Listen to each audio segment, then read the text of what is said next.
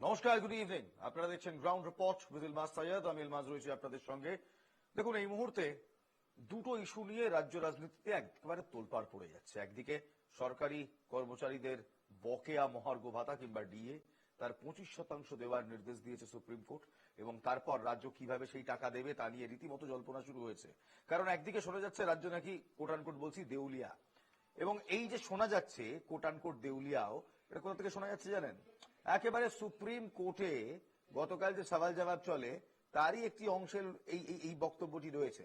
অভিষেক মনু সিংভি, যিনি রাজ্যের পক্ষে আইনজীবী, তিনি গতকাল যখন সুপ্রিম কোর্টে বলা হয় 50% ডিএর কথা, অর্থাৎ 50% বকেয়া ডিএ রাজ্যকে মেটাতে হবে, এই কথা যখন বলা হয়, তখন অভিষেক মনু সিংভি বলেছিলেন রাজ্য যদি এই মুহূর্তে 50% বকেয়া ডিএ মেটানোর দিকে এগোয় তাহলে রাজ্যের অর্থনৈতিকভাবে কোমর ভেঙে যাবে।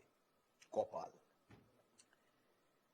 রাজ্যের টাকা নেই, টাকা গেল কোথায়? এই প্রশ্ন তো আমাদের সবার।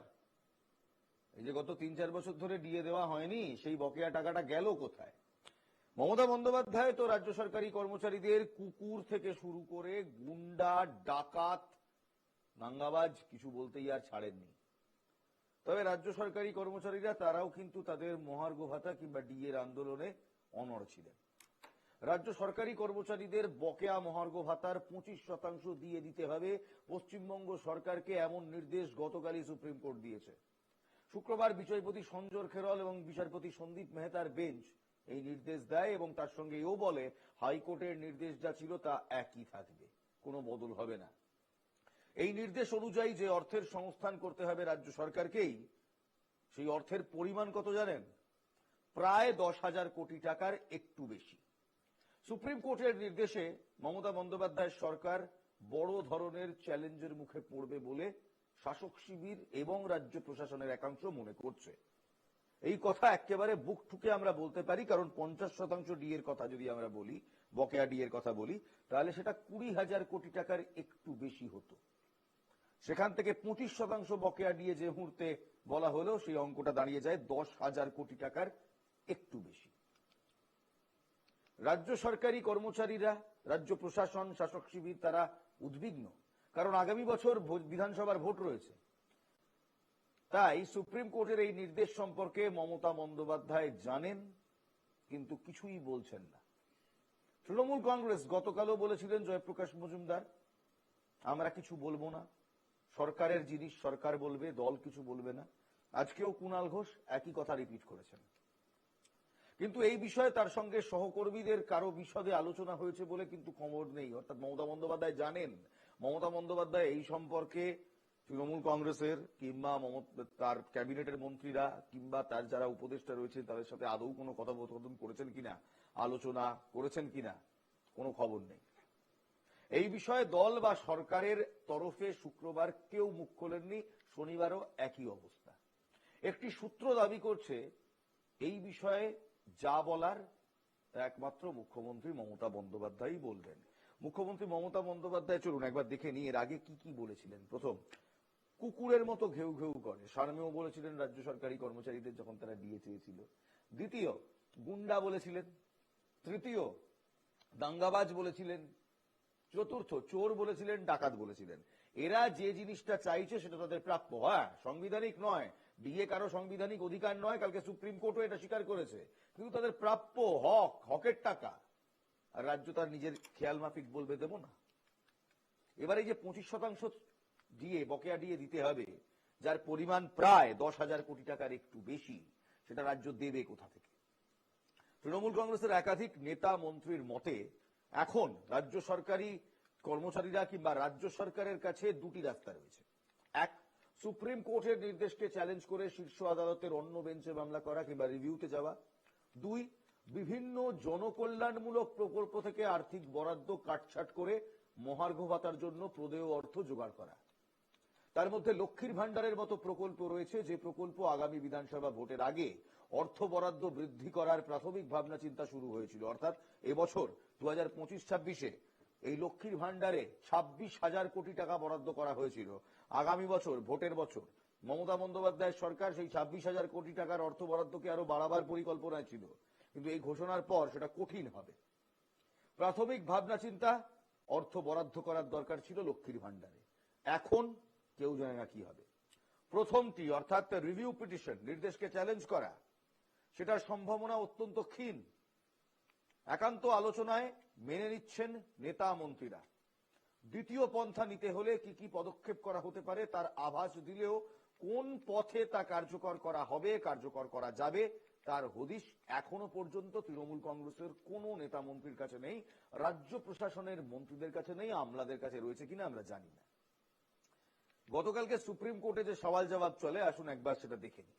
বিচারপতি বলছেন, এই মামলায় ট্রাইব্যুনাল কোর্ট, হাইকোর্ট, ডিভিশন বেঞ্চে রায় আমরা খতিয়ে রেখেছি, সব ক্ষেত্রেই ডি এর পক্ষে রায় দেওয়া হয়েছে। রাজ্য বকেয়া 50% দিয়ে দিক। রাজ্যের আইনজীবী অভিষেক মনু সিংভি বলছেন 50% বকেয়া ডিএ দেওয়া এখনই সম্ভব নয়, তাহলে রাজ্য চালানো যাবে না। বিচারপতি, অন্তত 50% বকেয়া ডিএ 4 সপ্তাহের মধ্যে দিয়ে দিতে হবে, বা করবেন 6 সপ্তাহের মধ্যে রাজ্য সরকারকে দিয়ে দিতে হবে।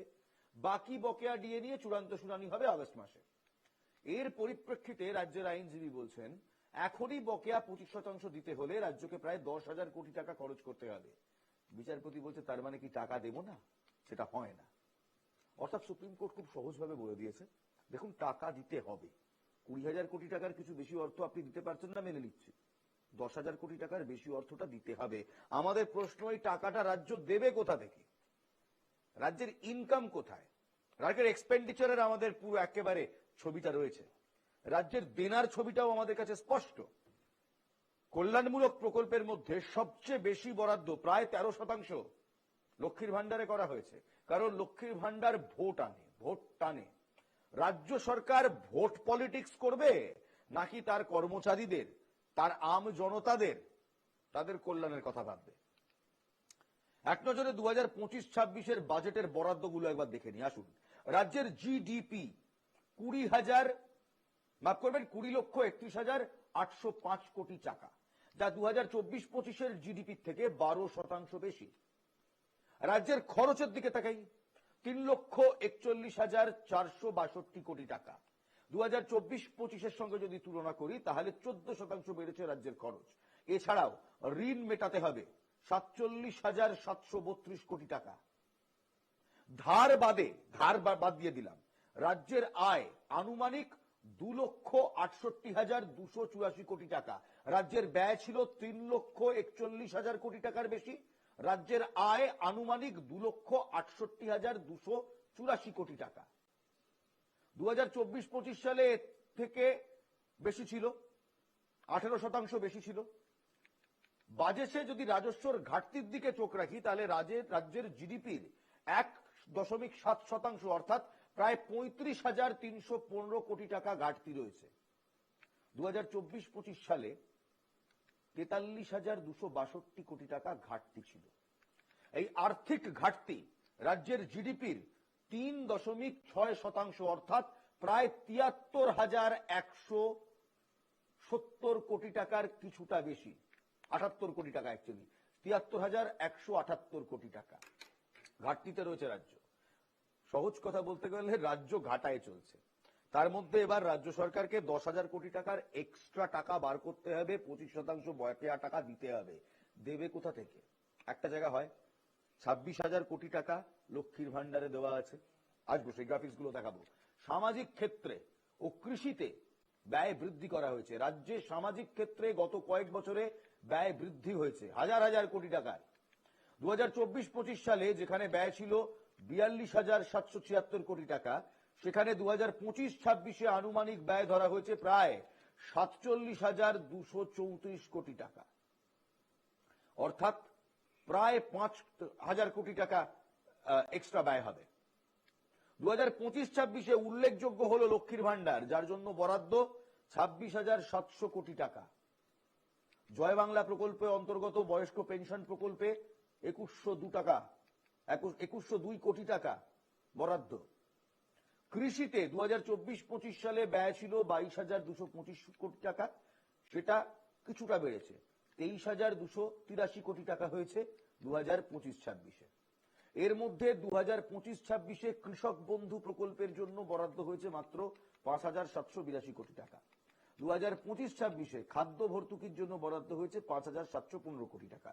কৃষক বন্ধু, খাদ্য ভর্তুকির বরাদ্দ কিংবা জয় বাংলা প্রকল্পে যে পেনশন, সেই বরাদ্দগুলো কিন্তু অত্যন্ত কম সংখ্যক। দেখুন 2,102 কোটি টাকা, 5,000 কোটি টাকা।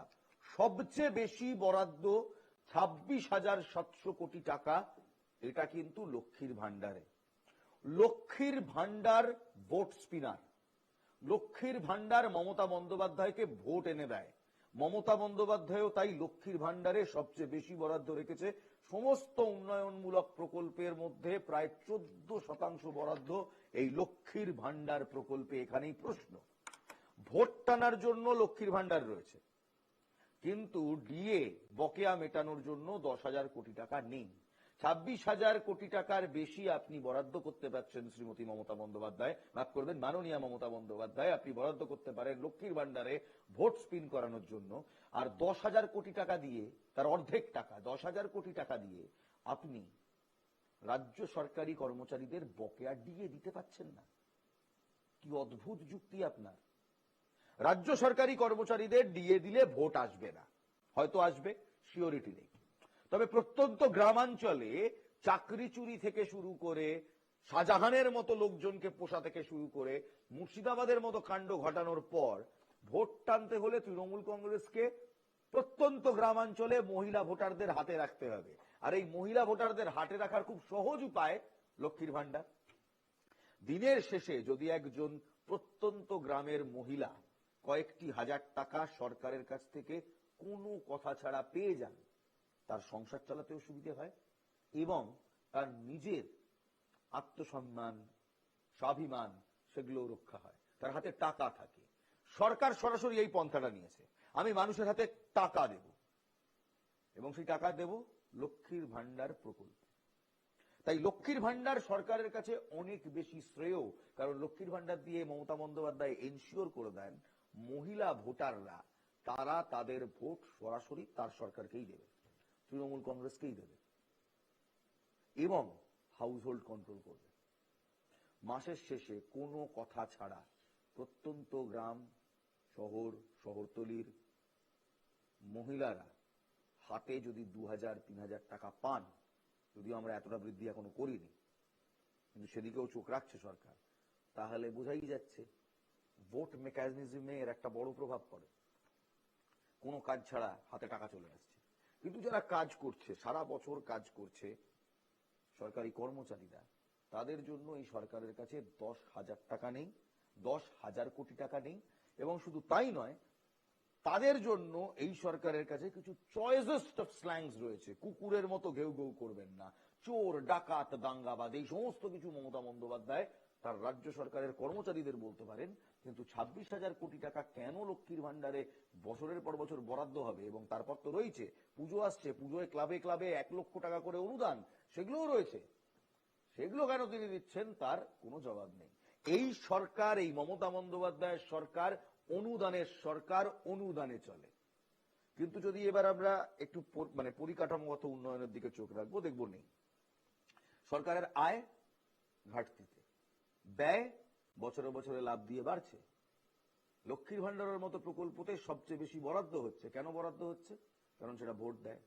তাহলে আমার প্রশ্ন হচ্ছে, এই যে উন্নয়ন করেছি উন্নয়ন করেছি উন্নয়ন করেছি বলে গত 3 টার্ম দিয়ে মমতা বন্দ্যোপাধ্যায় চেঁচিয়ে যাচ্ছেন, ম্যাডাম উন্নয়নটা কোথায়? বছরে বছরে বিশ্ব বাণিজ্য সম্মেলন করেন আপনারা, খুব ভালো। মুকেশ আম্বানি থেকে শুরু করে বড় বড় শিল্পপতি সঞ্জীব গোয়েঙ্কারা আসেন, 50,000 কোটি টাকা দেব, 20,000 কোটি টাকা দেব, 10,000 কোটি টাকা দেব, কত বড় বড় স্বপ্ন দেখান। সৌরভ গাঙ্গুলি পর্যন্ত ইস্পাত ইস্পাত নিয়ে কত কথা বলেন। দেউচা পাচামিতে আপনি 100 বছরের বাংলার অগ্রগতির স্বপ্ন দেখালেন, কিন্তু সত্যিটা হলো এই মুহূর্তে দেউচা পাচামিতে কাজটা বন্ধ হয়ে গিয়েছে। কারণ আপনার সরকারের, এই তৃণমূল কংগ্রেসের সরকারের ভ্রান্ত জমি নীতি এবং ট্রাইবালদের কনফিডেন্সে নিতে না পারা। একটা মিথ্যে থাকে আর তার আড়ালে একটা সত্যি থাকে। এই আড়ালের সত্যিটা মিথ্যেটাকে ঢেকে দেয়, মিথ্যেটা একেবারে আড়ালের সত্যিটাকে ঢেকে দেয়। কিন্তু যখন সুপ্রিম কোর্ট এই ডিএ মামলার মতো কয়েকটা রায় দেয়, তখন এই মিথ্যের পর্দাটা সরে এবং এই সত্যিটা বলে যায়, সত্যিটা বলে দেয় সরকারটা ঠিক এইভাবে চলছে। ঠিক এভাবে নিচের দিকে একেবারে এই সরকারের দেওয়া আয় ও ব্যয়ের আরেকবার দেখাবো। ওই যে চলছে আমাদের এখানে আর্থিক ঘাটতি দেখুন, রাজ্যের জিডিপির 3.6% অর্থাৎ প্রায় 73,178 কোটি টাকা ঘাটতিতে রয়েছে। আমরাও বুঝি, যখন একটা ব্যালেন্স শিট দেখি আমরাও বুঝি যে সরকার যদি আয় না করতে পারে সরকার পাবলিককে দেবেটাই বাকি, অশ্বডিম্ব। আর সেই অশ্বডিম্বই পাবলিককে দিচ্ছে। 1,500-2,000 কোটি টাকা, 1,500-2,000 টাকা করে মাসে মাসে ভাতা দিয়ে আদতে এই রাজ্যের কোনো ডেভেলপমেন্ট হচ্ছে না। আপনি কয়েকদিন আগে মমতা বন্দ্যোপাধ্যায় বললেন আরেকটি পার্ক বানাবেন এই রাজারহাট নিউ টাউন এই সংলগ্ন এলাকায় পার্ক বানাবেন। আমি ঠিক এক্স্যাক্টলি জানি না, বিকজ জানার কোনো প্রয়োজন নেই। বিশ্বাস করুন, পার্ক এক্স্যাক্টলি আমার রাজ্যের অর্থনীতিতে কিভাবে কন্ট্রিবিউট করবে। হ্যাঁ, ওখানে হয়তো দিলীপ ঘোষের মতো আরো কয়েকজন নেতা সকালবেলা মর্নিং ওয়াক করতে যেতে পারে, একটা সুন্দর ঝিল হবে, কয়েকটা দামি দামি রেস্টুরেন্ট হবে, যেমন ইকো পার্কে হয়েছে। এর বাইরে একটি পার্ক আপনার রাজ্যে কিভাবে ডাইরেক্টলি আয় বাড়াবে? Is this now today I ask a very valid question. এই প্রশ্নটা হয়তো আমাদের আরো 10 বছর আগে করা উচিত ছিল, মমতা বন্দ্যোপাধ্যায়ের ফার্স্ট টার্মেই করা উচিত ছিল, যে এই সরকারটাকে একটা হেডলেস চিকেনের মতো, মানে মাথা কাটা মুরগির মতো এগিয়ে যাচ্ছে। কোন দিকে যাচ্ছে, কেন যাচ্ছে, কিচ্ছু জানে না এই সরকার। শুধু দেখি পার্ক হয়, এক একটা শিলান্যাস হয়ে যায়, এক একটা ইস্পাত কোম্পানি আসবে বলে, এক একটা অমুক কোম্পানি আসবে, একটা তমুক কোম্পানি আসবে। শুনেছিলাম তো নাকি রিয়াল মাদ্রিদ, বার্সেলোনা এরা সব এসে এই আমাদের এখানে এই বাইপাস সংলগ্ন একটি স্টেডিয়াম রয়েছে, সেই স্টেডিয়ামে, কিশোর ভারতী স্টেডিয়ামে নাকি কোচিং দেবে। বাংলার ফুটবলার্সরা তৈরি হবে, বাংলার তরুণ প্রজন্ম তারা বার্সেলোনার কাছ থেকে ট্রেনিং পাবে। কোথায় কি এই অ্যানাউন্সমেন্টের পর 4 থেকে 5 বছর কেটে গেছে। ওই স্টেডিয়ামে গিয়ে দেখে আসুন, বিয়ে বাড়িতে ভাড়া দেওয়া হয়। বিয়ে বাড়িতে ভাড়া দেওয়া ছাড়া ওই স্টেডিয়ামের আর কোনো কাজ নেই। তবে এই সমস্ত ইস্যু নিয়ে আমরা আলোচনা করি না। আমরা আলোচনা করি মন্দির নিয়ে, আমরা আলোচনা করি মসজিদ নিয়ে, আমরা আলোচনা করি মানুষের ধর্ম নিয়ে, আমরা আলোচনা করি কার বিছানার তলা থেকে কত কোটি টাকা পাওয়া গেল তাই নিয়ে। এবং আমরা চোখ খুলে দেখি সরকার চুরি করে এবং চাকরিহারা শিক্ষকরা রাস্তায় দাঁড়িয়ে মার খায়। একটা কথা যদি ভুল বলি পয়েন্ট আউট করে বলুন। আরজি করের মতো ঘটনা এই রাজ্যে ঘটে, কিন্তু সত্যিটা কোনোদিন সামনে আসে না যে ঠিক সেই রাত্রে কি হয়েছিল ওই নির্যাতিতা চিকিৎসকের সঙ্গে। সারা বাংলার মানুষ, সারা কলকাতার মানুষ গর্জে ওঠে। রাত্রেবেলা মোমবাতি নিয়ে মায়েরা বোনেরা রাস্তায় নামেন। আরজি করে 14ই আগস্ট কিছু মানুষ এসে ভাঙচুর করে গেল গোটা হসপিটালটাকে, কিন্তু কারা ভাঙচুর করলো, তারা কোন দলের, তাদেরকে কে পাঠালো, তারা কেন ভাঙচুর করলো আমরা জানি না। প্রশ্নের পর প্রশ্ন জমা হয়, উত্তর আসে না। মমতা বন্দ্যোপাধ্যায়ের সরকারে, মমতা বন্দ্যোপাধ্যায় মুখ্যমন্ত্রী থাকাকালীন তার একজন শিক্ষামন্ত্রী যার নাম পার্থ চট্টোপাধ্যায়, তার বান্ধবীর বাড়ির খাটের তলা থেকে কোটি কোটি টাকা বেরোলো, কোটি কোটি টাকা বেরোলো, তাকে গ্রেফতার করা হলো। কেন্দ্র নাকি তাদেরকে গ্রেফতার করে নিয়ে চলে গেল। তারপর কি হলো? জামিনে মুক্ত হয়ে বসে রয়েছে। কালীঘাটের কাকু, তার কণ্ঠস্বরের নমুনা থেকে যে কি বেরিয়ে এলো আমরা আজ পর্যন্ত জানি না। লিপস এন্ড বাউন্স কার কোম্পানি, সেখানে সেই জনৈক অভিষেক বন্দ্যোপাধ্যায় কে আমরা জানি না। কিন্তু এই প্রশ্নগুলো আমরা বারবার পাই। তার উত্তর দেওয়ার জন্য না কোনো কেন্দ্রীয় সরকারি এজেন্সি এগিয়ে আসে, না কোনো রাজ্য সরকারের এজেন্সি এগিয়ে আসে, না কোনো নেতা এগিয়ে আসে, না রাজ্যের মুখ্যমন্ত্রী খোদ নিজে কোনো জবাব দেন। গত 15 বছর ধরে আমরা শুনেছিলাম জঙ্গলমহল হাসছে, পাহাড় হাসছে। কোথায় হাসছে? পুরুলিয়াতে এখনো মাঝে মাঝে শোনা যায় মাওবাদীরা নাকি পোস্টার ফেলছে। দেউচা পাচামিতে শোনা যাচ্ছে, এবং তৃণমূল কংগ্রেসেরই মলয় মুখোপাধ্যায় বলে একজন নেতা, তিনি বলেছিলেন যে ভারতীয় জনতা পার্টি নাকি, আমাদের চ্যানেলে বলেছিলেন, সেই বক্তব্য রয়েছে। কোনোদিন যদি আমাদেরকে এটা নিয়ে প্রশ্ন করা হয় আমরা একেবারে রেখে দেবো মলয় মুখোপাধ্যায় কি বলেছিলেন। বীরভূমের নেতা মলয় মুখোপাধ্যায়, শিউড়ির নেতা, তিনি সরাসরি বলেছিলেন যে ভারতীয় জনতা পার্টির সঙ্গে হাতে হাত মিলিয়ে মাওবাদীরা অ্যাক্টিভ হয়েছে দেউচা পাচামিতে। কিভাবে হয়? জঙ্গলমহল তো হাসছে, হাসলে তারা অ্যাক্টিভ হয় কি করে? একাধিক প্রশ্ন রয়েছে, কিন্তু সেই প্রশ্নের উত্তর আমরা পাই না।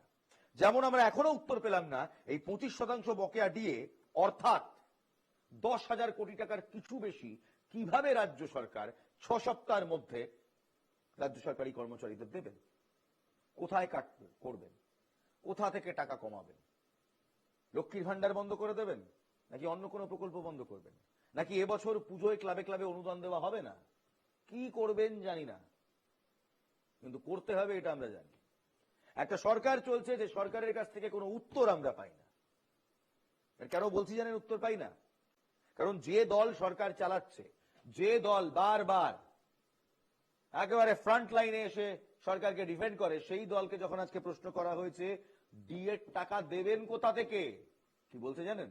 কুণাল ঘোষের বক্তব্য দেখুন।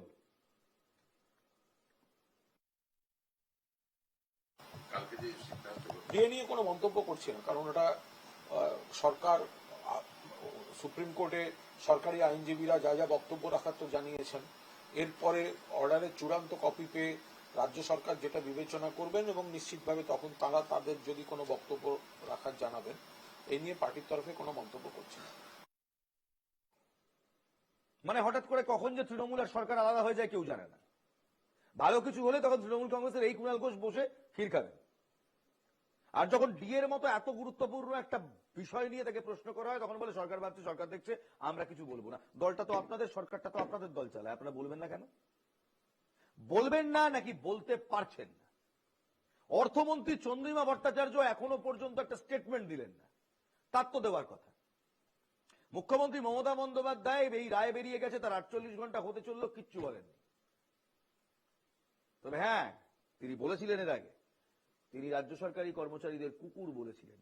তিনি রাজ্য সরকারি কর্মচারীদের বলেছিলেন তারা ডাকাত, তারা চোর। তাহলে বুঝতে পারছেন, শুধু নরেন্দ্র মোদীর সরকারকে দেখে কিংবা তাকে দেগে দিয়ে বললে যে তারা ডিসেন্ট দিতে পারে না, হবে না। এই সরকারই বা কি করতে পেরেছে? এই সরকারই বা উন্নয়ন নামে কি কি করেছে? আজকে সত্যি আমরা জানতে চাই, গত 15 বছরে, প্রায় 15 বছর হতে চললো, এই সরকার কি কি উন্নয়ন করেছে? নীল সাদা রংটা উন্নয়নের ভেতর পড়ে না। উত্তরকন্যা বানিয়ে দিলাম বলে উত্তরবঙ্গের উন্নয়নটা হয় না। এইমসটা কোথায়?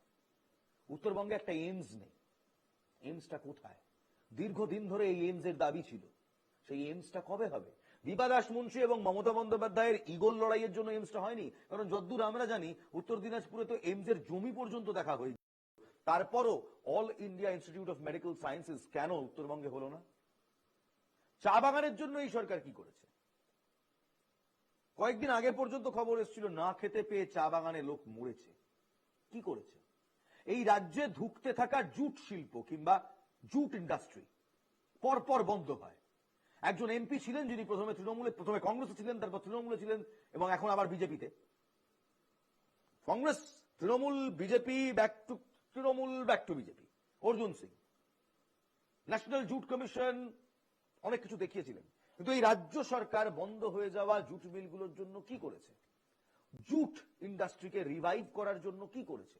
কলকাতার সবচেয়ে পুরাতন ইন্ডাস্ট্রি ল্যাক ইন্ডাস্ট্রি, সেই ল্যাক ইন্ডাস্ট্রির জন্য লেদের কারখানা যাকে বলে, সেই লেদের কারখানাগুলোকে জিইয়ে রাখার জন্য কি করেছে?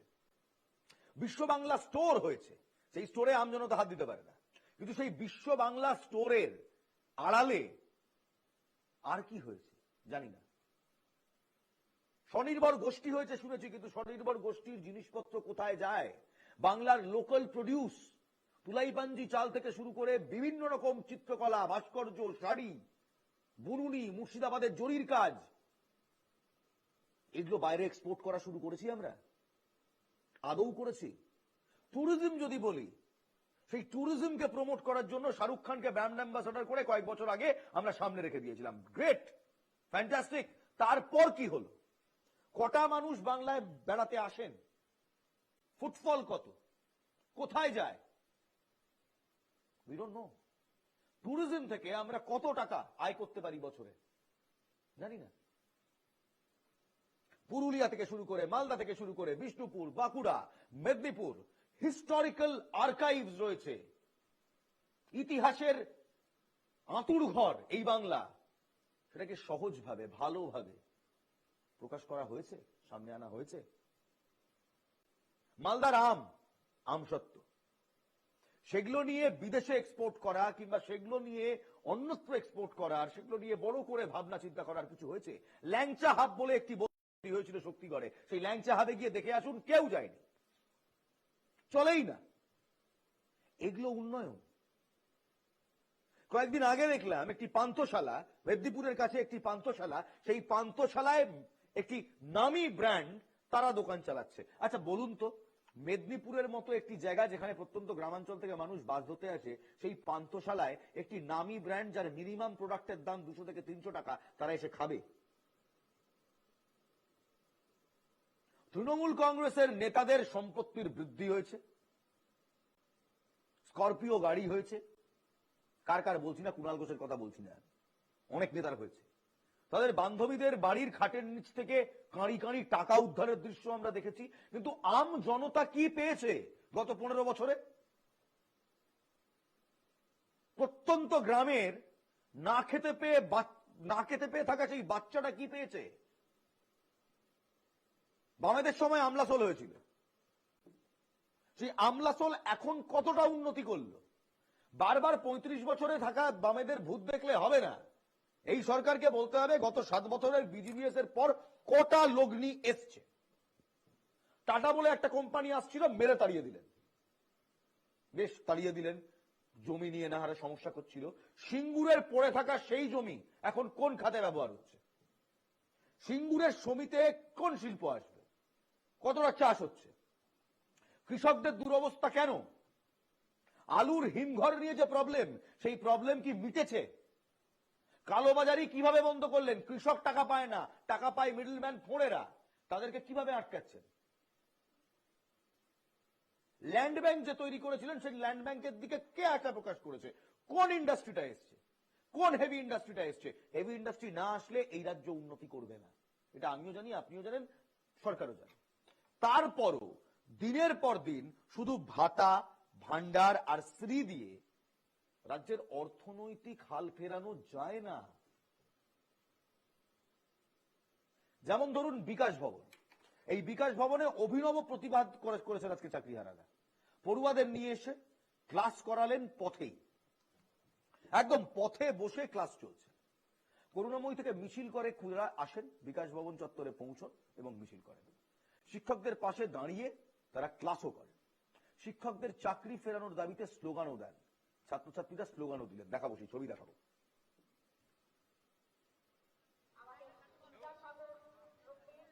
এই যে সেই ছবি দেখছেন, আমাদের শিক্ষকরা রাস্তায় কেন? খুদে বাচ্চারা, পড়ুয়ারা তারা নিয়ে এসছে। হ্যাঁ, একটি রাজনৈতিক দল তাদের নিয়ে এসছে, এসইউসিআই তাদের নিয়ে এসছে 100%, কিন্তু কেন? এদের স্থান তো ক্লাসরুমে, এদের স্থান এখানে তো নয়। যে রাজ্য সরকারের স্কুলের কথা বলছি, আমি চাকরি চুরির কথা ছেড়ে দিলাম, রাজ্য সরকারের সরকারি স্কুলে কজন মা বাবা তাদের ছেলেদের পাঠান, তার পরিকাঠামো কেমন? সুন্দরবনের মতো প্রত্যন্ত গ্রামাঞ্চলে গিয়ে দেখুন প্রাথমিক শিক্ষা কেন্দ্রগুলোর অবস্থা কি। কোথাও ছাত্র নেই, কোথাও শিক্ষক নেই। কেন নেই? তাহলে এত কন্যাশ্রী, শিক্ষাশ্রী করে লাভটা কি? চাকরি ফেরতের দাবিতে মাটি কামড়ে আন্দোলন চলছে, কারণ 2016 সালের গোটা প্যানেল বাতিল হয়েছে, আমি আপনি সবাই জানেন।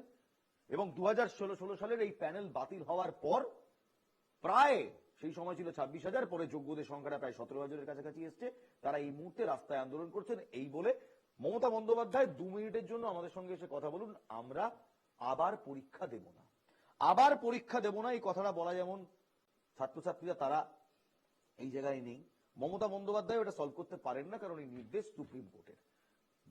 এখনো থ্যাঙ্কফুলি, মানে আমরা সত্যি বেঁচে গিয়েছি যে নেতা মন্ত্রীদের কথার পরেও জুডিশিয়ারি কিংবা আদালত রয়েছে, যে আদালত শেষ কথা বলতে পারে। নেতামন্ত্রীরা শেষ কথা বলতে এতদিনে শেষ হয়ে যেত, বিশ্বাস করুন, রাজ্য শেষ হতো, দেশ শেষ হতো, আমি আপনি তো কবে মরে যেতাম। কারণ নেতারা আজ এক কথা বলে, কাল গিয়ে অন্য কথা বলে। থ্যাঙ্কফুলি জুডিশিয়ারি রয়েছে আমাদের বাঁচাবার জন্য। সেই জুডিশিয়ারি বলে দিয়েছে পরীক্ষা দিতে হবে। তারপরও চাকরি ফেরতের দাবিতে মাটি কামড়ে আন্দোলন করছেন তারা। এখনো বিকাশ ভবনের সামনে ঠাঁই বসে রয়েছেন শিক্ষকরা। টানা বিক্ষোভের 3য় দিন, গত বৃহস্পতিবার থেকে চরমে পৌঁছেছে পরিস্থিতি। পুলিশের সঙ্গে ধস্তাধস্তি হয়েছে, ছবিগুলো দেখাবো। পুলিশের বিরুদ্ধে লাঠিচার্জের অভিযোগও উঠেছে। শুক্রবার ধিক্কার দিবস পালন করেছেন তারা। অন্যদিকে লাঠি চার্জের প্রসঙ্গে নিজেদের অবস্থান স্পষ্ট করেছে পুলিশ। 7 ঘন্টা টানা অপেক্ষা করার পর লাঠিচার্জ করা হয়েছিল, সুপ্রতিম বাবু গতকালকেই জানিয়েছেন। চাকরিহারাদের পাল্টা হামলায় জখম হয়েছে প্রায় 19 জন। পুলিশের বিরুদ্ধে মিথ্যা অভিযোগ করার অভিযোগ চাকরিহারা শিক্ষকদের। শুনুন চাকরিহারা শিক্ষকরা কি বলছেন। এই যে পুলিশ বলে গেল যে প্রথমে নাকি এরা ঢিল ছুঁড়েছে, পাটকেল মেরেছে, 7 ঘন্টা তারা চুপচাপ দাঁড়িয়েছিল, ব্যাপারটা তো সহজ নয়। 7 ঘন্টা চুপচাপ দাঁড়িয়েছিল পুলিশ, তারপর শিক্ষকদের পেটালো। ইয়ার কি হচ্ছে? আজকে সেই শিক্ষকদের কাছে আমরা গিয়েছিলাম, তারা বলছেন পুলিশ যা বলছে সব মিথ্যে বলছে। শুনুন। আপনারা ক্যামেরায় কোনো একটা জায়গায় দেখান যে কোনো কিছু আমরা ভাঙচুর করেছি, কিচ্ছু করিনি আমরা। যেমন ব্যারিকেডটা ভাঙা হয়, গেটটা ঠেলাঠেলিতে পড়ে গেছে, আমরা চলে গেছি, গেটটা ভাঙা হয়নি, আবার গেট ওঠানো হয়েছে। দেখুন, অর্থাৎ পুলিশের পক্ষ থেকে যে বলা হচ্ছে সরকারি সম্পত্তি আমরা ভাঙচুর করেছি, একটা সর্বতভাবে মিথ্যা কথা, তার প্রমাণ আমি দেখিয়ে দিচ্ছি। প্রোটেস্ট নয়, এই প্রোটেস্টটা হলো বৃহত্তর আন্দোলনের প্রোটেস্ট। কারণ যেটা গেছে সেটা হলো জীবন জীবিকা। তো এই জীবন জীবিকাটা যারা নষ্ট করেছে, যারা খর্ব করেছে, যারা নৃশংসভাবে সেটা করার পরেও অত্যাচার করেছে, মেরেছে, রক্তপাত ঘটিয়েছে, তাদের বিরুদ্ধে এই প্রোটেস্ট দৈনন্দিন যেমন চলছে, যতদিন না ন্যায্য অধিকার ফিরে আসছে ততদিন পর্যন্ত চলবে। চাইছি বিজ্ঞপ্তি সে সরকার নিতে পারে, ফ্রেশ রিক্রুটমেন্ট করতে পারে। অনেক ভ্যাকান্সি পড়ে আছে, স্কুলগুলো খালি আছে, যারা পরীক্ষা দিতে পারেনি 15 বিএড এর পর থেকে, তাদের জন্য পরীক্ষা নিক। আমরা যারা চাকরি করছি 7 বছর, আমরা কেন পরীক্ষা দেব? আমাদেরকে এই প্যানেল বাঁচিয়েই আমাদেরকে মহল তবিয়তে রাখতে হবে, এটাই আমাদের দাবি। আমরা অনির্দিষ্টকালীন আন্দোলন চলবে যতক্ষণ পর্যন্ত না এটা সুরাহা হচ্ছে। মুখ্যমন্ত্রী এবং শিক্ষামন্ত্রী এটা এসে আমাদের সমাধান পূর্ণ আশ্বস্ত এবং পথ দেখাচ্ছে, ততদিন আমাদের আন্দোলন চলবে। গতকালকে পুলিশের তরফ থেকে বলা হয়েছিল যে একজন অন্তঃসত্ত্বা মহিলাকে নাকি ভেতরে আটকে রেখেছিল এই বিক্ষোভরত কিংবা আন্দোলনরত চাকরিহারারা। গতকাল সুপ্রদীপ বাবু ঠিক কি বলেছিলেন প্রথমে শুনবো। যখন সন্ধে হয়ে আসে 5:30 6টার সময় যখন অফিস শেষ হয়ে যায়, ওই বিকাশ ভবন চত্বরে 55টি সরকারি অফিস আছে, নানা গুরুত্বপূর্ণ দফতর আছে, সেখানে প্রায় 500-600 কর্মী তারা ওখানে কাজ করেন। তারা সন্ধ্যের পর বেরোতে চান এবং যারা আন্দোলনকারী যারা ভেতরে বসেছিলেন তারা একই অবস্থানে তারা অনড় থাকেন, আমরা কাউকে বেরোতে দেব না। তারপরেও পুলিশ কিছুই করেনি, পুলিশ বারবার মাইকিং করেছে, তারপরেও তারা অনড় থাকেন, না আমরা বেরোতে দেব না। ভেতরে যারা অবরুদ্ধ ছিলেন তাদের থেকে প্যানিক কল আসতে থাকে। অনেকে অসুস্থ ছিলেন, বয়স্ক মানুষ ছিলেন, মহিলা ছিলেন। যতবার চেষ্টা করেছি আমরা, ততবার প্রতিরোধ এবং উচ্ছৃঙ্খল বাধা এসেছে এবং বারবার আটকে দেওয়া হয়েছে, না কাউকে বেরোতে দেওয়া হবে না। এটা তো চলতে পারে না। তখন বাধ্য হয়ে মরিয়া হয়ে এক তরুণী, আপনারা দেখেছেন তার ছবি, মেজেনাইন ফ্লোর থেকে নিচে ঝাঁপ দিয়েছেন, তার পা ভেঙেছে, তিনি গুরুতর আহত, গুরুতর অসুস্থ ছিল। নিরাপদে তাদের ফিরিয়ে দেওয়ার চেষ্টা হচ্ছিল বাড়িতে, তখন পুলিশের ওপর চড়াও হয় আন্দোলনকারীদের একাংশ। যারা বেরোচ্ছিলেন তাদের ধাক্কাধাক্কি করা হয়। তাহলে যদি আটকে রাখা হয় এভাবে, তাহলে সেই আন্দোলন গণতান্ত্রিকও থাকে না, শান্তিপূর্ণ। প্রতিবাদ করার অধিকার যদি আন্দোলনকারীদের থেকে থাকে, সারাদিন কাজ করার পরে নিরাপদে বাড়ি ফিরে পরিবারের কাছে ফিরে যাওয়ার অধিকারও তাদের ছিল। সেই অধিকারটুকু আমরা সুনিশ্চিত করতে গিয়েছিলাম। বার করার প্রক্রিয়ায় যেটুকু বল প্রয়োগ করতে হয়েছে সেটুকু হয়েছে এবং সেটা স্বীকার করতে আমাদের কোনো দ্বিধা নেই। চিন্ময় মণ্ডল একজন আন্দোলনরত চাকরিহারা, তিনি রীতিমতো ফোনের রেকর্ড চালিয়ে আজকে দাবি করেছেন যে পুলিশ যা বলছে সবটাই মিথ্যে। যিনি অন্তঃসত্ত্বা ছিলেন তিনি ফোন করেন 7টার সময়, তাকে বলা হয় দায়িত্ব নিয়ে তাকে ওখান থেকে বের করা হবে, তিনি প্রেসক্রিপশনের ছবি পাঠানোর ঠিক পরে সেটাই করা হয়। চিন্ময় মণ্ডল রীতিমতো ফোন রেকর্ড শুনিয়ে আজকে এই দাবি করেছেন, শুনবো।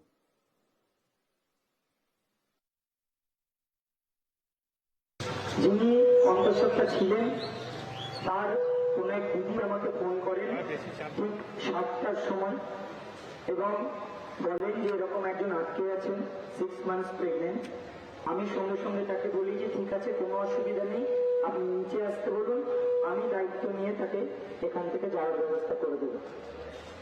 সঙ্গে সঙ্গে 7:08 সময় উনি আমাকে প্রেসক্রিপশন পাঠান, ওটা ওনার দিদির নম্বর।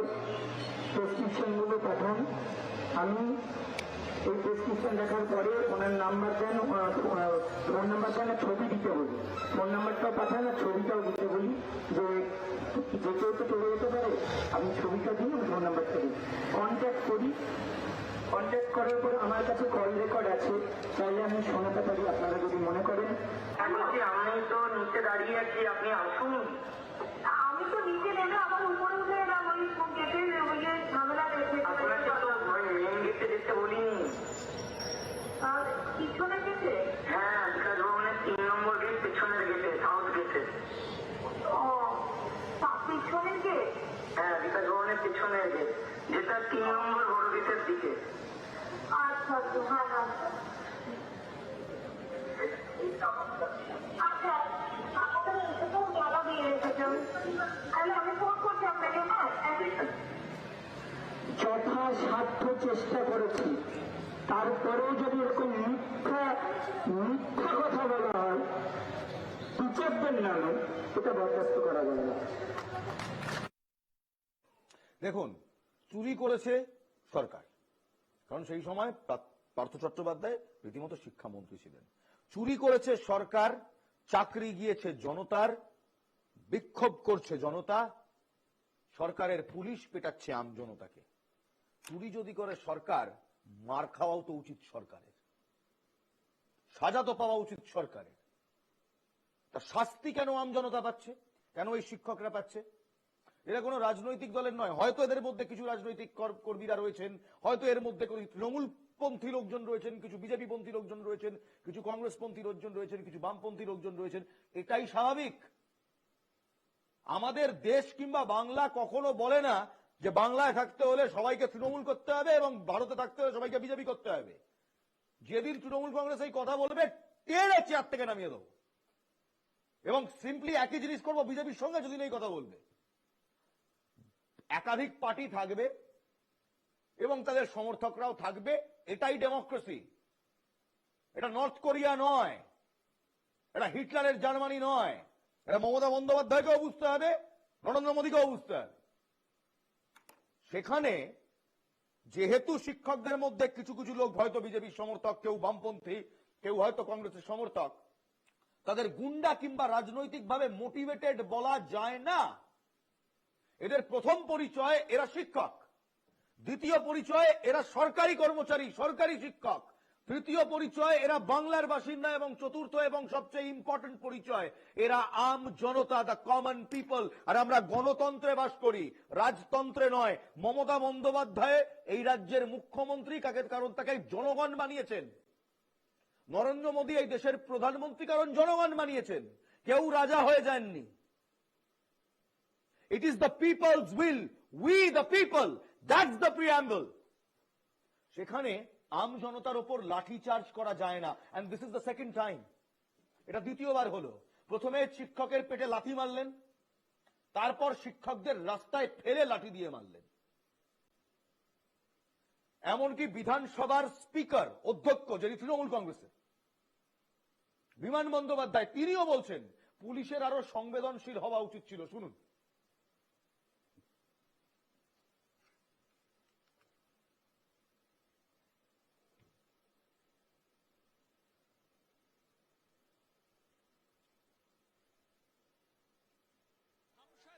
ভেঙে জোর করে তার মধ্যে ঢুকে যাওয়া, এটা আমি সমর্থন করতে পারি না। তবে পুলিশ আর একটু সংবেদনশীল হলে পারতো, এইটুকু আমি বলবো। যারা আমাদের শিক্ষকরা আন্দোলন করছেন, তাদের আন্দোলন তারা করার অধিকার রয়েছে, গণতান্ত্রিক অধিকার, শান্তিপূর্ণ আন্দোলন হোক, এটাই আমরা চাইব। এরপর এত কিছু হয়ে যাওয়ার পর ফিরহাদ হাকিম যেটা আজকে বলেছেন, trust me, that is the epic and limit of everything. এত কিছু হয়ে গেল, এত কিছু হওয়ার পর সরকার চাকরি চুরি করলো, সরকারের জন্য আজকে 2016 সালের এই গোটা প্যানেল বাতিল হলো। চুরিটা করলো পার্থ চট্টোপাধ্যায় এবং এই সরকার, এই তৃণমূল কংগ্রেসের সরকার। মার খেলো শিক্ষকরা। তারপর ফিরহাদ হাকিম বলছেন যা হচ্ছে সমস্তটাই নাটক। শুনুন। মুখ্যমন্ত্রী বলে দিয়েছিলেন যে আপনাদের হয়ে যতদূর লড়াই করার আমরা করব। সেই বিশ্বাসটা রাখলেই হয়ে যেত। যারা তাদের বিপদে ফেলে দিয়েছে তারাই আবার বিপদে ফেলার জন্য করছে। তার কারণ teacher is not to do revolution, teacher is to teach. আমি আমার অসুস্থতায় বাড়ি যেতে পারবো না, মায়ের অসুস্থতায় ওষুধ কিনতে যেতে পারবো না, আমি চাকরি করি বলে রাতভর আটকে থাকবো, এটা কোনো আন্দোলন হতে পারে না। যদি দুর্নীতির কারণে হয় সেটা সুপ্রিম কোর্টের কাছে আছে, তার বিচার সুপ্রিম কোর্ট করবে। সুপ্রিম কোর্টের যে বিচার যে ওনারা যেটা দিয়েছে সেটা একমাত্র বদলাতে পারে সুপ্রিম কোর্ট। বিকাশ ভবনে গিয়ে আন্দোলন করে সেটা বদলানো যায় না। Verdict of supreme court can be change only in supreme court. সুতরাং এটা তো নাটক হচ্ছে। আমরা সহানুভূতির সাথে দেখছি, যারা অনিশ্চয়তার মধ্যে গেছে নিশ্চিতভাবে তাদের পাশে আছি, কিন্তু যারা এদের সেটা করেছে, প্ররোচিত করেছে, তাদের এতে আবার পা দিয়ে তারা নাটক করছে। কে প্ররোচনা করেছে? মানে এই ভদ্রলোক, unfortunately he is the mayor of our city. আমি দুটো বিষয়ে বলতে চাই। প্রথম, যারা অনিশ্চয়তার মধ্যে আছে, অনিশ্চয়তার মধ্যে এই মুহূর্তে রয়েছেন অযোগ্যরা, আমরা তাদের পাশে আছি। আপনি কি বলার চেষ্টা করছেন? আপনারা অযোগ্যদের পাশে আছেন কারণ তারা আপনাদের এই সমস্ত নেতাদের টাকা দিয়েছিল। এবার তো কি গলাটা ধরবে, ধরে বলবে ভাই টাকাটা ফেরত দে। একদম এই কথাই বলবে, টাকাটা ফেরত দে। দেবেন কোথা থেকে জানেন না। দ্বিতীয়, আপনি বললেন teacher is not suppose to do revolution. Master দা সূর্য সেনের কথা মনে আছে? পড়েছেন, আশা করছি পড়েছেন, বইটই পড়েন। মাস্টার দা সূর্য সেনের কথা মনে আছে? কে ছিল মাস্টার দা সূর্য সেন? কেন বলি মাস্টার দা? কি করেছিল? চট্টগ্রাম অস্ত্রাগার লুণ্ঠন, ব্রিটিশদের কোপ মাস্টার দা সূর্য সেন একজন শিক্ষক, তিনি করেছিলেন। তিনি জাগিয়েছিলেন সেই স্বাধীনতার আগুন। ভগৎ সিং এ যান, আসুন একটু হিস্ট্রির পার্ট দিই। অনেকদিন বইটই পড়েন না তো, পার্টির ম্যানিফেস্টোটাও পড়েন না।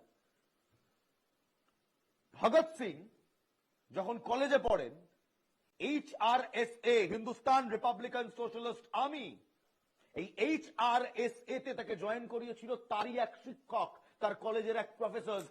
Sir, teachers R here two do revolution, to inspire revolution, and a revolution against a corrupt system. ঠিক যেমন ব্রিটিশরা করাপ্ট সিস্টেম ছিল, ভারতবর্ষে এসে ভারতের চাষিদের মেরেছিল, ভারতের মানুষকে মেরেছিল, এনস্লেভ করে কলোনি করে রেখেছিল, অপ্রেসড এন্ড করাপ্ট সিস্টেম ছিল, তেমন এই মুহূর্তে যেটা চলছে না, এটা অপ্রেশন এন্ড করাপ্ট সিস্টেমের একটা নিদারুণ এক্সাম্পল। It's corrupt. চুরি করেছেন আপনারা, চাকরি চুরি করেছেন, সরকারি ব্যবস্থাকে একেবারে নিচে নামিয়ে ফেলেছেন, সরকারি স্কুলের অবস্থা একেবারে ধূলিসাৎ করে ফেলেছেন। তারপরও বড় বড় কথা বলেন। কুণাল ঘোষ, তিনি আবার ফিরাদ বাবুর কথা সমর্থন করছেন। শুনুন। দেখুন, ফিরাদ হাকিম আমাদের সিনিয়র নেতা অপ্রিয় সত্য কথা বলেছেন। তার কারণ লড়াইটা সুপ্রিম কোর্টে লড়ছে রাজ্য সরকার। মমতা বন্দ্যোপাধ্যায় সুপ্রিম কোর্টের রায়ে চাকরি হারাদের পাশে দাঁড়িয়ে রিলিফ স্টেপস ঘোষণা করেছেন এবং স্থায়ী সমস্যার সমাধানের জন্য সুপ্রিম কোর্টে যাচ্ছেন। সেখানে যদি মাঝখানে শুধুমাত্র অশান্তি তৈরি করার জন্য রাজনৈতিক মঞ্চ হিসেবে জায়গাটাকে ব্যবহার করা হয়, তাহলে তো ফিরাদ হাকিম যা বলেছেন সেটাই দাঁড়ায়। চলো কুণাল বাবু, আপনি ভুলে যাচ্ছেন, আপনি সব কথা ঠিক বললেন, কিন্তু আপনি একটা জিনিস ভুলে যাচ্ছেন, উৎস, কজ। এই সমস্যাটা তৈরি হতো না যদি আপনার সরকার চুরিটা না করত। সততার সরকার যখন চুরি করে তখন মুখোশটা খুলে যায়। চাকরি চুরি না করলে আজকে এত দূর অব্দি গড়াতই না জলটা। চাকরি চুরি হয়েছে, জল গড়িয়েছে, তাই সমস্ত কিছু ভুলে যান, ফার্স্ট পয়েন্টে কনসেন্ট্রেট করুন, চাকরি চুরি, যেটা আপনাদের সরকার করেছে। আর এই মুহূর্তে তৃণমূল কংগ্রেস এতটাই ব্যাকফুটে যে নিজেদের সাংগঠনিক রদবদল করেছেন, দীর্ঘদিন ধরে জল্পনা ছিল, সেই জল্পনা মাফিক করেওছেন, করার পর আবার সমস্যায় পড়েছেন, কারণ দলের অন্দরেই এখন বিবাদ শুরু হয়ে গিয়েছে। একাধিক জেলা সংগঠনের রদবদল করেছে তৃণমূল। বীরভূম এবং কলকাতা উত্তরে জেলা সভাপতির পদটাকেই বাদ দিয়ে দিয়েছে, কোর কমিটিতে আস্থা রাখা হয়েছে। এই দুই জেলার বিধায়কদের নিয়ে তৈরি হয়েছে কোর কমিটি। বীরভূমের 7 সদস্যের কোর কমিটি, তাতে অনুব্রত মণ্ডল রয়েছেন, তিনি আর জেলা সভাপতি নন। আর আলাদা করে কোনো পদ অনুব্রতর রইল না, বাগরোল হয়ে গেল। এখন থেকে শুধুমাত্র কোর কমিটির সদস্য তিনি, একমাত্র member of the core committee. এছাড়া উত্তর কলকাতায় 9 জনের বিধায়ককে নিয়ে তৈরি হয়েছে কোর কমিটি। বেশ কয়েকটি জেলায় চেয়ারপারসন সভাপতির বদল হয়েছে। এরপর থেকেই বীরভূমে, আমি একবার গ্রাফিক্স গুলো দেখাবো কি কি চেঞ্জেস হয়েছে। বীরভূমে 7 সদস্যের কমিটিতে রয়েছেন অনুব্রত মণ্ডল, অভিজিৎ সিনহা, আশিস বন্দ্যোপাধ্যায়, চন্দ্রনাথ সিনহা, বিকাশ রায় চৌধুরী, সুদীপ্ত ঘোষ এবং কাজল শেখ। অর্থাৎ এবার দুজন শের এক জায়গায়, কাজল শেখ, অনুব্রত। এছাড়া 2 সাংসদ রয়েছেন, শতাব্দী রায়, অসিত মাল। উল্লেখ্য, গরু পাচার মামলায় অনুব্রত মণ্ডল জেলবন্দী হওয়ার পর 2022 সালে জেলা সংগঠনের কাজকর্মের জন্য কোর কমিটি তৈরি করে দিয়েছিলেন মুখ্যমন্ত্রী মমতা বন্দ্যোপাধ্যায়। বীরভূম দলের সংগঠনের সমস্ত ভার এই কোর কমিটির। সেই কোর কমিটি আরো সম্প্রসারিত করে চূড়ান্ত ভার দেওয়া হলো এই 9 জন সদস্যের উপর, 7 জন সদস্যের উপর। এই 9 সদস্যের যে কোর কমিটি রয়েছে, সভাপতি তো আর অনুব্রত মণ্ডল থাকলেন না, নিশ্চয়ই দেখেছেন। এবার আসি একটু উত্তর কলকাতায়। এখানে জেলা সভাপতি পদ থেকে বাদ দেওয়া হয়েছে। কোর কমিটি করা হলো 9 সদস্যের। এই কোর কমিটিতে রয়েছেন বিধায়ক নয়না বন্দ্যোপাধ্যায়, অতীন ঘোষ, শশী পাঁজা, পরেশ পাল, সুপ্তি পাণ্ডে, স্বর্ণকমল সাহা, স্বপন সমাদ্দার, জীবন সাহা, বিবেক গুপ্ত। এতদিন কলকাতা উত্তরে জেলা সভাপতির পদে ছিলেন সুদীপ বন্দ্যোপাধ্যায়। এবার জেলা চেয়ারপারসন হিসেবে দায়িত্ব পালন করবেন তিনি। কলকাতা উত্তরের তৃণমূলের 9 সদস্যের কোর কমিটির বক্তব্য আপনাদের দেখিয়েছি। সুদীপ বন্দ্যোপাধ্যায় তো রয়েছেন, তার সঙ্গে অতীন ঘোষ, জীবন সাহা, নয়না বন্দ্যোপাধ্যায়, পরেশ পাল, শশী পাঁজা, সুপ্তি পাণ্ডে, স্বপন সমাদ্দার, স্বর্ণকমল সাহা যুক্ত হলেন। তবে সমস্যা হচ্ছে কোন কোন জেলায় পরিবর্তন হয়েছে সেগুলো আপনাদের দেখিয়েছি। মালদায় হয়েছে, চেয়ারপারসন ছিলেন রতুয়া বিধানসভার বিধায়ক সমর মুখোপাধ্যায়, তার জায়গায় নতুন চেয়ারপারসন হলেন চৈতালি সরকার। এই সমস্ত কিছু হওয়ার পর বিভিন্ন জায়গায় দিকে দিকে ইনফাইটিং এর খবর আসছে, অর্থাৎ তৃণমূল বনাম তৃণমূলের খবর আসছে, তৃণমূল বনাম তৃণমূলের দ্বন্দ্বের খবর আসছে। কেন এমনটা হবে? যদি মুখ্যমন্ত্রী মমতা বন্দ্যোপাধ্যায় শেষ কথা হন, তাহলে তার নির্দেশ নেওয়ার পর, তার ঘোষণা করার পর এমন তো হওয়ার কথা নয়। তাহলে প্রশ্ন, মমতা বন্দ্যোপাধ্যায় কি নিজের দলের উপর নিজেই আর রাজ ধরে রাখতে পারছেন না? কেন হচ্ছে? একাধিক জায়গায়, বীরভূমে হয়েছে, মালদায় হয়েছে। দেখুন, ভুলে যেও না যাকে নিয়ে এত সমালোচনা তাই নিয়ে জিনিস। বীরভূমে অনুব্রত মণ্ডলের অনুগামীরা পর পোস্ট করে যাচ্ছেন সোশ্যাল মিডিয়ায়, রীতিমতো ওয়ার। জেলার সবকটি বিধানসভা কেন্দ্র দখল করবে, কিন্তু তার আগে নিজেদের মধ্যেই তো এরকম সমস্যা। এই গোটা সমস্যায় এই মুহূর্তে তৃণমূল কংগ্রেস জর্জরিত। কোথাও তৃণমূল কংগ্রেস মানুক আর না মানুক, এই মুহূর্তে এই রদবদলে তাদের ভেতরে, তাদের অন্দরে সমস্যা শুরু হয়েছে। বীরভূমে তৃণমূল কংগ্রেস ইতিহাসকে জানতে হবে, এবং সেই ইতিহাস নাকি একমাত্র অনুব্রত মণ্ডলের। এই সমস্ত কথাবার্তা তৃণমূল কংগ্রেসের কর্মীরা এই মুহূর্তে সোশ্যাল মিডিয়ায় লিখছেন। বিভিন্ন জায়গায় বিস্তর অশান্তির খবরও আসছে, বিশেষ করে বীরভূমে বিভিন্ন অশান্তির খবর আসছে। কোথাও দাবি হচ্ছে একটাই নেতা, একটা নাম, তার নাম অনুব্রত। জেলা সভাপতি পদ থেকে অনুব্রত মণ্ডলকে সরিয়ে দেওয়ার পরেই তৃণমূল কংগ্রেসের ওপর আর ভরসা রাখতে পারছেন না তৃণমূল কংগ্রেসের লোকজন, এমনটাই নাকি চারদিকে ছড়িয়ে গেছে। নেতা একটাই, তার নাম অনুব্রত, এরকম পোস্টে এখন বীরভূমে 6 লাখ। সেখানকার লোকজন কি বলছে শুনবো।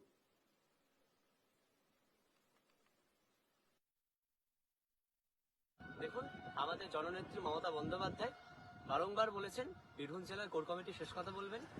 আমাদের জননেতা, আমাদের যুবরাজ অভিষেক বন্দ্যোপাধ্যায়, তিনিও মমতা বন্দ্যোপাধ্যায়ের আস্থার উপর ভরসা রেখেছেন। তিনিও কোর কমিটিকে বলেছেন, বীরভূম জেলার নির্বাচন কোর কমিটি করেছেন বিগত দিনে 21 থেকে শুরু করে 23 পঞ্চায়েত লোকসভা নির্বাচন। কোর কমিটির সাফল্যে যেভাবে বীরভূম জেলার বুকে হানাহানি, খুনোখুনি রেহাই মুক্ত হয়েছে বীরভূম জেলা, কোথাও কোনো হানাহানি নেই, কোথাও কোনো ঝুট ঝামেলা নেই।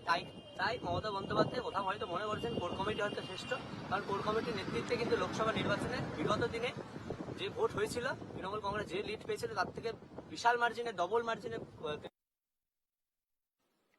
মমতা বন্দ্যোপাধ্যায় পোড় খাওয়ার রাজনীতিবিদ, তিনি জানেন কাকে কোন দায়িত্ব দিতে হবে। পরিষদীয় মন্ত্রী সমনদেব চট্টোপাধ্যায় এত ইনফাইটিং এর পর আজকে তৃণমূল কংগ্রেসের মুখ বাঁচাতে এই বক্তব্য রাখছেন, শুনুন। দল বুস্টার করার জন্যই মুখ্যমন্ত্রী এগুলো করেছেন, এবং আমার বিশ্বাস উনি অনেক এক্সপেরিমেন্টের মধ্যে দিয়ে জীবনে এসছেন, অতএব উনি যা করেছেন সেটা সঠিক কাজ করেছেন। সেটা উনি প্রত্যেককে চেনেন, তাদের কর্মদক্ষতা জানেন, কি করলে ভালো হবে সেটা মমতার থেকে ভালো কেউ বোঝেন। মানে এখন দেখুন, সহজ কথা, তৃণমূল কংগ্রেস এখন কোথাও ড্যামেজ কন্ট্রোলে নেমেছে। কিন্তু এই ড্যামেজ 2026-এর আগে এই দলটাকেই না ড্যামেজ করে বসে, এদের চান্সেস টু কাম টু পাওয়ারটাকেই না ড্যামেজ করে বসে। কারণ একদিকে দুর্নীতি, অন্যদিকে লাগাম ছাড়া ল অ্যান্ড অর্ডার সিচুয়েশন, অন্যদিকে আরজিকর থেকে শুরু করে শাহজাহান থেকে শুরু করে ডিএ থেকে শুরু করে সমস্ত কিছু, আর অর্থনৈতিকভাবে দেউলিয়া হয়ে যাওয়া একটি রাজ্য, প্রায় দেউলিয়া হয়ে যাওয়া একটি রাজ্য। এই সমস্ত কিছু মাথায় রাখুন এবং তারপর তৃণমূল কংগ্রেসের অন্দরে কে নেতা তাই নিয়ে ঝামেলাটা দেখুন। মমতা বন্দ্যোপাধ্যায় কি রাশ হারাচ্ছেন জানি না, টু সুন টু সে, কিন্তু ড্যামেজ কন্ট্রোলটা 2026-এর আগে তৃণমূল কংগ্রেসকেই না ভালোভাবে ড্যামেজ করে দেয়, এটাই এখন কিন্তু রাজনৈতিক মহলে সবচেয়ে বড় আলোচনা। এবার একটু দেশের খবরে নজর রাখি, কারণ পাকিস্তানকে নিশানা করে এর আগে নরেন্দ্র মোদী বলেছিলেন যে পাকিস্তানের মাটি থেকে সন্ত্রাসকে শেষ করে দিয়েছি, আগামী দিনেও শেষ করে দেওয়া হবে। কি বলেছিলেন বায়ুসেনা ঘাঁটি থেকে নরেন্দ্র মোদী অপারেশন সিঁদুরের পর, শোনাবো।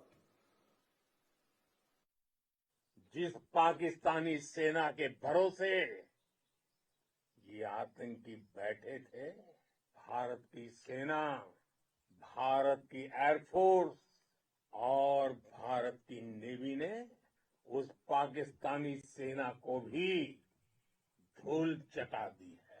भारत माता की जय! भारत माता की जय! भारत माता की जय!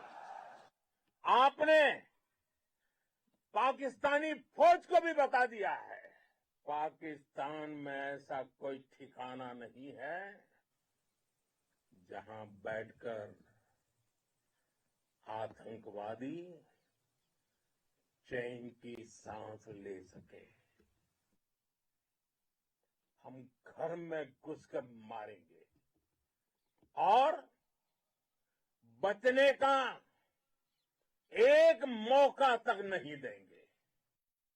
আমরা ঘরে ঢুকে পাকিস্তানকে মেরেছি, পাকিস্তানের সমস্ত জঙ্গি ঘাঁটি গুড়িয়ে দিয়েছি এবং তাদের বলিয়ে দিয়েছি যেখানে লুকিয়ে রাখো, আমরা ওই আমেরিকার মতো এসে স্পাই অপস করব না, আমরা সহজভাবে ঘরে ঢুকবো এবং মারবো এবং মেরে শেষ করে দেবো। এবার গোটা বিশ্বকেও বোঝানো দরকার পাকিস্তান ঠিক কি। তাই জন্য পাক নিশানায় কেন্দ্রের হাতিয়ার সংসদীয় প্রতিনিধি দল। দেশে দেশে যাবে কেন্দ্রের বিশেষ প্রতিনিধি দল। প্রতিনিধি দলে থাকছেন কংগ্রেস সহ বিরোধী দলের প্রতিনিধিরা, তৃণমূল কংগ্রেসের কেউ নেই। প্রতিনিধি দল যাবে আমেরিকা, ব্রিটেন, আরব, জাপান, দক্ষিণ আফ্রিকায়।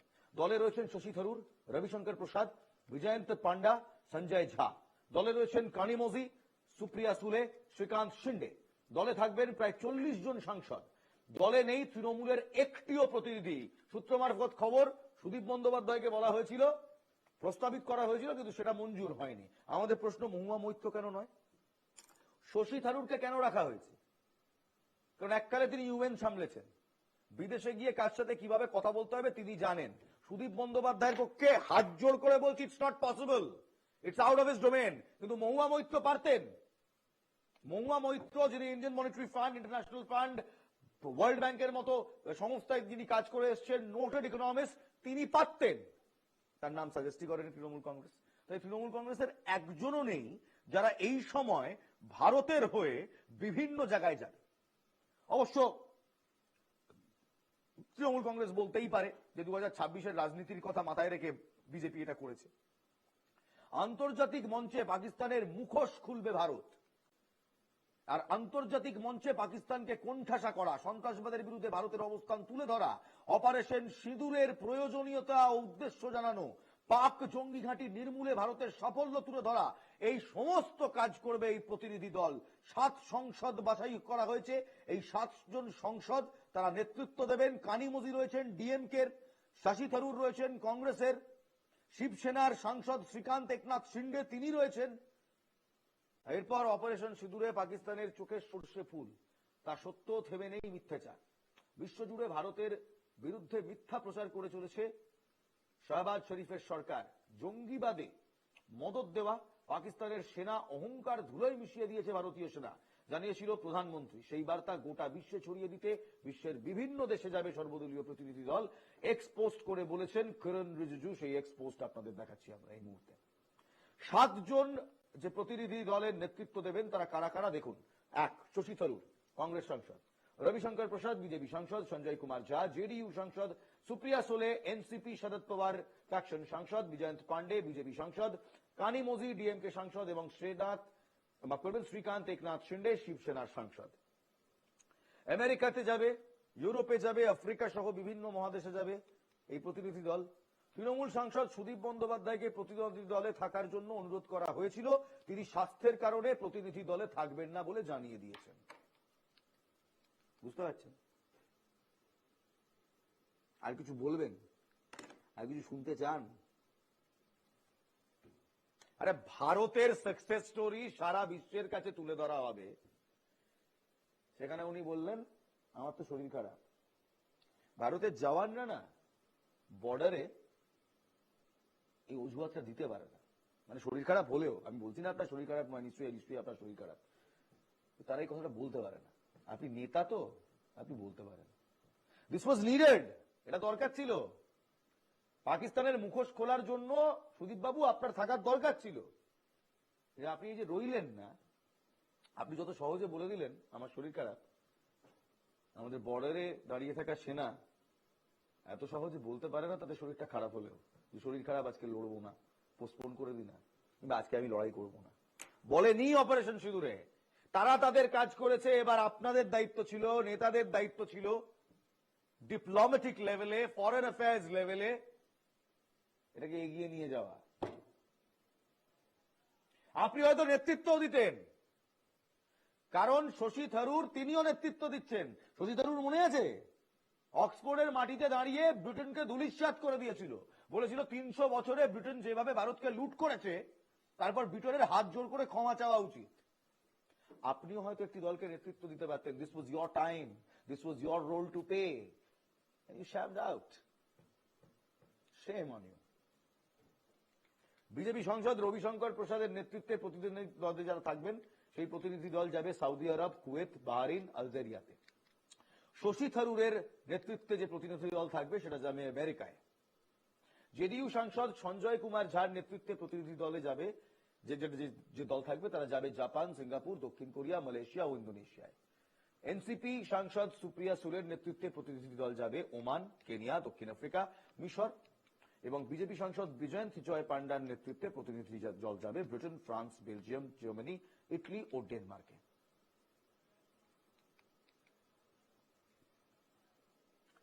আমার একটাই বক্তব্য, শরীর খারাপ নিশ্চয়ই আপনার হতে পারে, না করে দেওয়ার আগে একবার দেশের কথা ভাবলেন না? ইন্টারন্যাশনাল ফোরামে গিয়ে নিজের দেশকে রিপ্রেজেন্ট করার কথা আপনার একবারও মনে হলো না? Army has played it part, এবার নেতাদের পার্ট দরকার ছিল। আর সেখানে তৃণমূল কংগ্রেসের একজন নেতা এই দলে না যোগ দিয়ে বেরিয়ে এলেন। বাংলার জন্য এটা লজ্জাজনক। অ্যাটলিস্ট বাংলা থেকে একজন প্রতিনিধি থাকতো বিশ্বের দরবারে। আজ এই বলেই শেষ করব, বাংলা পৃথক কোনো দেশ নয়, বাংলা ভারতের একটি পার্ট। এবং বিশ্বাস করুন, এই দলের, এই রাজ্যের বিভিন্ন দল যা পলিটিক্সই করুক, এই বাংলার প্রতিটি বাসিন্দা সবার আগে তার দেশকে ভালোবাসে। দেশ কে লিয়ে সব কুছ, মর মিটনে কে লিয়ে ভি তৈয়ার হ্যায় হাম। দেশের জন্য রক্তও দিতে পারি। এই আজ কোথাও বাঙালি হিসেবে কোথাও নিজের মাথাটা একটু নিচু হয়ে যাচ্ছে, কারণ বাংলার একজন প্রতিনিধিও এই আন্তর্জাতিক দলে নেই।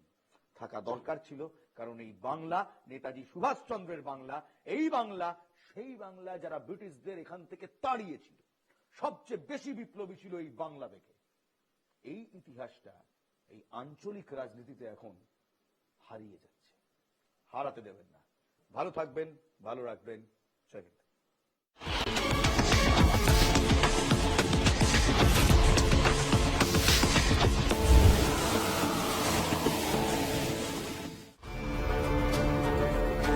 দেশ বিদেশ, শহর জেলা, কি ঘটছে, কোথায় ঘটছে, কে বলছেন, কি বলছেন, রং ছাড়া সোজা সাপটা।